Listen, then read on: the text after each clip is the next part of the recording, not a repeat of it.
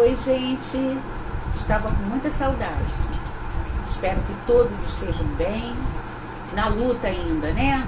Parece que há um ano atrás a gente achava que isso tudo ia ser mais rápido e não está sendo, mas não podemos esmorecer e temos que continuar vigilantes e auxiliando a espiritualidade com os nossos bons pensamentos e com a nossa fé constante, né? Então vamos dar prosseguimento ao estudo do André Luiz aqui no livro Nosso Lar, que dá início, né, a toda essa coleção da vida no mundo espiritual. E nós já estamos chegando na reta final, então hoje nós vamos para o capítulo 45. Esse capítulo 45 se chama No Campo da Música. Eu achei até bem curioso quando eu, me debrucei com mais atenção sobre esse capítulo, para trazer umas referências para ilustrar o nosso estudo, que ele quase não galga na codificação. É claro que tudo sempre está atrelado à codificação, mas como referência, talvez seja a primeira vez nesses 44 estudos dos livros do André Luiz, que a gente só vai ver aqui uma pergunta do Livro dos Espíritos. De resto, são outros livros, outras literaturas anexas ao estudo da doutrina dos espíritos. Então, é uma curiosidade bem interessante. Então, o que vai acontecer? Eu primeiro vou fazer aqui esse resuminho do capítulo todo, depois a gente vai para as referências que vão corroborar o que está sendo narrado para nós no capítulo, tá? Então, o André Luiz, a gente sabe que ele está lá, na casa do Lísias e tudo, muito bem recebido pela Dona Laura e tal. Então, André Luiz vai com Lísias ao campo da música. Então, nos é apresentado nas instalações da colônia Nosso Lar uma área reservada à harmonia do espírito através da música. Então, chama-se Campo da Música. E a caminho, o enfermeiro, quer dizer, o Lísias, revela ao André Luiz sobre o seu noivado espiritual, o seu noivado no mundo espiritual com Laicínia, assegurando que o noivado na espiritualidade é muito mais belo, sem ilusões, já que o amor eterno se irradica na alma e não no corpo. Não no corpo físico. No corpo físico seria apenas passageiro, temporário e se extinguiria com a morte quando o corpo físico perece. O amor verdadeiro, ele transcende o corpo e vai para a alma, para o espírito. Quando, esse amor se converte em amor espiritual, quando o convertermos em paixão que nos leva ao desejo sexual, se a gente se deixar levar apenas pelos impulsos do corpo físico. Quando ele transcende a isso, aí ele é um amor espiritualizado, eterno e verdadeiro. Confessa o Lísias que as quedas no pretérito que o Lísias teve foram causadas por não compreender devidamente as leis do planeta que favorecem o homem no campo sexual e são rigorosas com as mulheres, e que só é verdadeiramente livre quem sabe obedecer. É interessante a gente fazer um parêntese aqui, que a gente tem que estar sempre lembrando o contexto histórico, que foi escrito o livro Nosso Lar, muito tempo atrás, 1940 e poucos. Então, houve um avanço. É claro que a mulher ainda não está no mesmo nível do homem em termos de mercado de trabalho, em termos de independência, mas já aconteceram muitas conquistas que diminuíram essa diferença entre homens e mulheres. Então ele continua e adianta que ele e Laicínia logo se unirão em um lar na colônia, até retornarem à Terra dentro de aproximadamente 30 anos. A gente pode achar que é muito para nós em nível terrestre, mas a nível espiritual o tempo tem uma outra contagem, um outro peso. estavam, né, iriam estar se preparando, continuando ainda atreladas às obrigações de trabalho na colônia. Então informa que a noiva estará acompanhada de 2 irmãs. Aí o André ficou meio assim, né, vai sair, ele é casado, né, casado na matéria, ia sair com 2 moças tal. Aí ele diz que o André não deve se constranger por ser um homem casado, compromissado com Zélia, que ele deixou na terra, já que isso não impede que ele seja social, comportando-se como um irmão. Isso ainda é aquela maldade que existe ainda nessas relações entre homens e mulheres.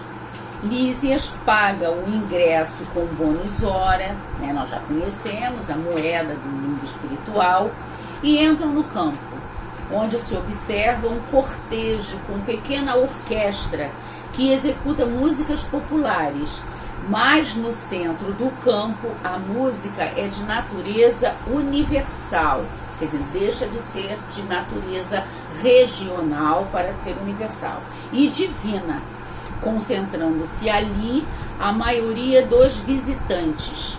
As mulheres aparecem adornadas sem exagero, revelando bom gosto individual, sem trair a simplicidade. Quer dizer, nada de aparatos desnecessários, né? Simplicidade e bom gosto. Casais conversam afetuosamente nos caminhos floridos, né? No parque que envolve o campo da música. Grupos mantêm um diálogo animado e construtivo sobre amor, cultura intelectual, pesquisa científica, filosofia edificante, sem qualquer atrito de opinião, coisa que às vezes ainda, né, acontece muito na Terra, onde em determinados grupos sociais acontecem, né, confrontos e desacordos que um respeita a opinião do outro, mas graças a Deus aqui no mundo espiritual as coisas estão amenas e existe muito maior respeitabilidade. Jesus é citado constantemente nas conversas, né? E sempre com alegria, fugindo-se às vibrações negativas da tristeza inútil, né? A tristeza sem sentido, que só atrai a negatividade. Considerando ser ele, Jesus, o supremo orientador das organizações terrestres, sabemos, né, como o governador do planeta ao qual habitamos. Lísias diz que grandes compositores terrestres são levados, né, ao mundo espiritual, lá ao campo da música, quando se inspiram em desdobramento pelo sono, eles são levados ao mundo espiritual, se inspiram e elaboram com o gênio que possuem, quer dizer, uma junção da inspiração adquirida no mundo espiritual, junto com, né, o dom que o irmãozinho tem. E aí eles vão criar músicas elevadas para encantar os ouvidos humanos. Quer dizer, esse capítulo é um capítulo que dá extrema importância à música, tanto no mundo material quanto no mundo espiritual. Então eu trouxe como referência esse livro do Leon Denis, que eu já referendei aqui e já até indiquei para quem tivesse curiosidade e pudesse adquiri-lo. Ele é considerado o último livro que o Leon Denis tenha escrito. Aí ele vai falar exatamente sobre a arte, o espiritismo na arte. Eu, como sou fã desse livro, claro que já li, eu tirei alguns pedacinhos miudinhos só para abrilhantar aqui o nosso estudo. Primeiro, aqui na página 92, vai dizer que a música é uma impressão espiritual. A música é uma impressão especial que invade todo o nosso ser fluídico, lança-o no êxtase, na beatitude, faz com que ele sinta sensações de alegria, de quietude, de angústia, de desgosto, de dor, de pena, de remorso. Quer dizer, a música tirando de dentro de nós toda a nossa maior sensibilidade, né, fazendo com que ela flua. Na página 99, eles vão dizer que a música é a voz dos céus profundos. Olha que coisa maravilhosa. Na página 199 também e 100, eles dizem que por ocasião das grandes festas no espaço, dizem os guias espirituais, quando as almas se reúnem aos milhões para prestar homenagem ao Criador, na irradiação de sua fé e de seu amor, delas escapam eflúvios, radiações luminosas que se colorem de cores combinadas e se convertem em vibrações melodiosas. Olha que coisa linda a gente imaginar isso. Na página 107 diz que o som, o ritmo e a harmonia são forças criadoras. Espetáculo. Na página 131, eles dizem que o som resulta de uma vibração que impressiona nossos órgãos psíquicos e produz, por consequência, um fenômeno virtual. E na página 134, eles dizem que a música celeste, portanto, é o resultado de impressões causadas pelas camadas fluídicas de acordo com a elevação do ser e a pureza do meio.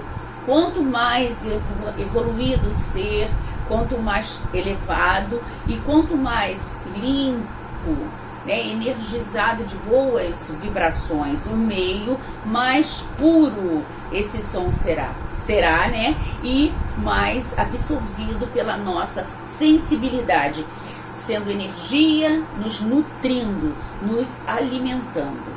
Neste mesmo livro, na página 115, também vai corroborar aquela passagem que foi dita dos compositores, buscarem inspiração no mundo espiritual.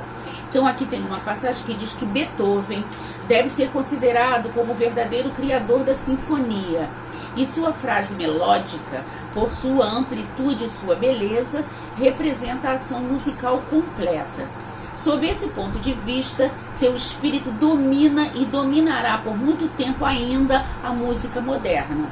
Afirma-se que recentemente ele ditou a certo médium um hino espírita, destinado às sessões de evocação e que em breve será publicado. Quer dizer, não sei se já foi publicado ou não, só vem corroborar isso, que os músicos eles vão ao mundo espiritual buscar referências para trazer para nós e para enriquecer cada vez mais a música terrestre, tá? Nós temos aqui também uma referência no livro Vida e Sexo, do Chico Xavier pelo Espírito Emmanuel. Ele vai fazer alusão à codificação, trazendo para nós no capítulo 3, que se chama Namoro. Ele traz para nós a pergunta 291 do Livro dos Espíritos. Além da simpatia geral, resultante da semelhança, os espíritos se consagram recíprocas afeições particulares? Resposta dos espíritos: sim, como entre os homens. Quando, porém, o corpo está ausente, o laço que une os espíritos é mais forte, porque então esse laço já não se acha exposto às vicissitudes das paixões.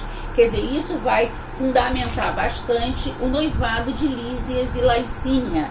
Quer dizer, eles estão noivos no mundo espiritual, eles são almas afins, almas semelhantes. Então, quando não está atrelado aos apelos da matéria, esse amor vai ser muito mais puro, muito mais sincero.